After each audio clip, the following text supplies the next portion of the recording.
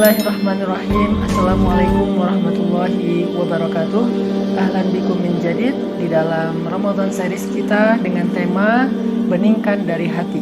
Kita masih membahas, ini adalah episode terakhir di YouTube, membahas tentang tafsil madakhil syaitan ilal qalb, penjelasan tentang jalan-jalan masuknya syaitan ke dalam hati, supaya syaitan mengendalikan hati kita, akhirnya mengendalikan diri kita secara utuh. Seperti kata Syekh Said Hawa, bahwa hati itu adalah bentengnya kita.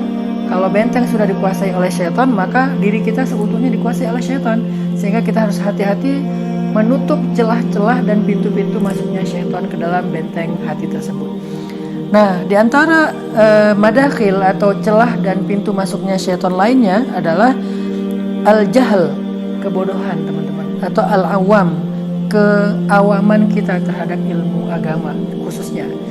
Kenapa kebodohan ini menjadi jalan masuknya syaitan? Karena orang yang awam, yang bodoh, yang tidak punya ilmu itu cenderung melakukan sebuah kesalahan dan dia mempertahankan kesalahannya. Apalagi ketika orang yang bodoh ini melakukan hal yang bukan di bidangnya, mengambil amanah bukan bagian dia, berbicara bukan yang dia kuasai. Ini sangat berbahaya. Dia bukan hanya mengundang syaitan untuk menguasai dirinya, tetapi dia juga membuka celah syaitan menguasai banyak orang. Makanya ketika orang yang tidak punya ilmu bicara tentang agama, lalu dia mengeluarkan fatwa sesukanya dia, senyamannya dia, lalu fatwa itu menyesatkan banyak orang, maka ini sebuah madakhil syaitan yang paling berbahaya, pintu masuknya syaitan yang paling berbahaya, yang merugikan dirinya dan orang lain. Maka solusinya apa? Ya belajar. Kita harus belajar. Jangan malu untuk mengatakan Allahu a'lam, saya nggak tahu. Jangan malu. Daripada kita mengatakan memaksa untuk menjawab, lalu nanti kita akan membuat orang celaka, bahkan kita harus mempertanggungjawabkannya di hadapan Allah. Itu lebih berat lagi teman-teman. Kalau bisa kita jangan bicara kecuali apa yang kita mengerti, dan kita make sure bahwa kita memang tahu dan ngerti, punya referensi yang jelas tentang hal tersebut. Nabi SAW pernah memberikan sebuah contoh bagaimana syaitan itu mengelabui orang yang bodoh tentang ilmu agama, khususnya ilmu akidah. Kata Nabi, "Inna syaitana ya'ti ahadakum fayaqul man khalaqak." Syaitan itu datang kepada seseorang di antara kalian lalu bertanya, "Siapa yang menciptakanmu?" Fayaqul, "Allah tabaraka wa ta'ala." Orang itu menjawab, "Allah yang menciptakan aku." Lalu syaitan bertanya lagi, "Man khalaqallah?" Siapa yang menciptakan Allah? Fa idza wajada ahadukum dzalika falyakul amantu billahi wa rasulih fa inna dzalika yudhibu an. Kalau seseorang merasakan itu di dalam pikirannya, ada pertanyaan siapa yang menciptakan saya? Kemudian kita menjawab sendiri Allah yang menciptakan saya. Lalu muncul lagi pertanyaan, lalu siapa yang menciptakan Allah? Kan suka ada kayak gitu ya, pertanyaan-pertanyaan yang sok kritis dan nakal tentang akidah, tentang kebesaran Allah. Kalau muncul pertanyaan-pertanyaan yang syubhat kayak gini dalam hati kita, kata Nabi, maka katakan amantu billahi wa rasulih, aku beriman kepada Allah dan Rasulnya, sehingga pertanyaan itu akan hilang dari pikiran kita. Kenapa? Karena itu adalah jalan masuknya syaitan untuk mengelabui pikiran kita, karena syaitan tahu keterbatasan ilmu kita. Yang terakhir teman-teman, jalan masuknya syaitan ke dalam hati manusia adalah su'udzon, berburuk sangka. Allah Subhanahu wa taala berfirman, "Ya ayyuhalladzina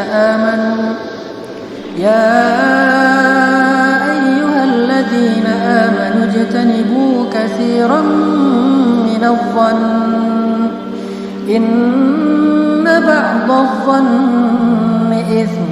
Wahai orang yang beriman, jauhilah sebagian besar dari persangkaan, karena sesungguhnya sebagian dari prasangka itu adalah dosa. Surat Al-Hujurat ayat 12. Prasangka itu seringkali menjadi jalan masuknya syaitan untuk membisikkan hal-hal yang buruk di dalam pikiran dan hati kita. Misalnya kita kayak mendapatkan sebuah berita yang tidak terlalu jelas nih, tetapi kita langsung menyimpulkan berita itu dengan sebuah kesimpulan karena mengikuti prasangka kita. Nah, inilah jalan masuknya syaitan. Jangan menyimpulkan dulu sesuatu yang belum jelas. Jangan menyimpulkan dulu sesuatu yang kita dengar hanya sekilas. Cross check dulu, tabayyun dulu. Makanya Allah mengatakan fatabayyanu, cari tahu dulu kebenarannya, kejelasan beritanya, sehingga kita tidak terjebak ke dalam prasangka. Apalagi kalau prasangkanya salah, benar aja kadang-kadang dosa, apalagi salah. Itu akan membuat kita akhirnya menyebarkan fitnah, menyebarkan hoax. Maka solusinya adalah cari tahu kebenaran secara lebih kritis. Milikilah kemampuan analytical thinking atau berpikir secara analisis, supaya kita menganalisa informasi. Ini benar nggak ya? Ini benar nggak ya? Compare, bikin perbandingan antara satu sumber dengan sumber yang lain, sehingga kita tidak terbawa arus. Apalagi sekarang kita mudah sekali mendapatkan berita dan informasi di sosial media. Bahkan banyak dari kita yang kadang-kadang ketika dapat sebuah posting, ada kecelakaan misalnya ya, ada tawuran, ada apa gitu ya, viral. Si yang punya akunnya tuh nggak ngejelasin gitu secara lebih jelas di captionnya, ini di mana kejadiannya, kronologisnya kayak gimana, nggak jelasin. Akhirnya kita mencari beritanya di mana? Di komen. Kita lihat komen-komen orang. Kayak misalnya yang paling gampang gini sih, ada film, adegan film bagus gitu kan. Kita kan penasaran itu film apa sih? Cari judul filmnya di mana? Di komen. Oh ternyata ini film A, film B, dan seterusnya. Gitu juga dengan berita. Nah karena saking mudahnya kita mendapatkan informasi tapi referensinya nggak jelas, maka kita harus lebih analytical thinking, lebih menganalisa lagi dalam menalar sebuah berita. Nggak boleh sembarangan kita menerima. Apalagi berita politik, berita yang sifatnya sosial, sehingga kita akhirnya mudah menyimpulkan lewat prasangka kita. Wah dasar suaminya jahat ninggalin istrinya, dasar istrinya selingkuh, dasar pemerintah begini, dasar ulama begitu, dan seterusnya. Kita ikutin prasangka hanya lewat sebuah postingan, hanya lewat komen. Kita ikutin banyak komen-komen orang, terus kita nimbrung di situ ngikutin suara terbanyak. Ini namanya suudzon, prasangka buruk yang membahayakan kita, sehingga masuklah syaitan untuk mengendalikan pikiran kita. Pernah Nabi SAW suatu ketika sedang berjalan dengan salah satu istri beliau. Jadi ini dikisahkan oleh Sofia binti Hai. Jadi istri Nabi Sofia sedang jalan dengan Nabi pulang dari itikaf.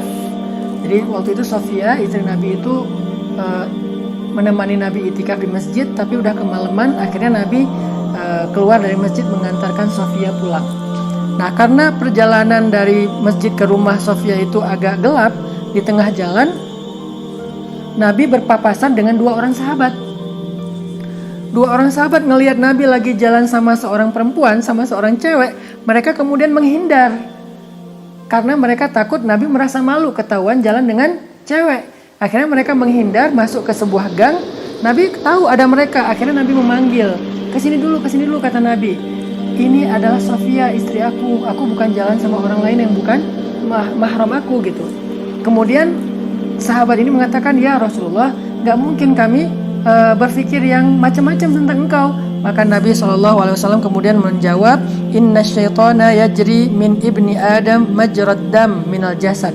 Syaitan itu ngalir dalam aliran darah kita, sehingga bisa jadi sekarang kalian tidak berprasangka, tetapi ketika kalian tidak mendapatkan kejelasan berita, aku nggak klarifikasi siapa perempuan ini, suatu saat kalian akan berprasangka buruk terhadap aku. Jadi tabayyun, klarifikasi itu penting banget.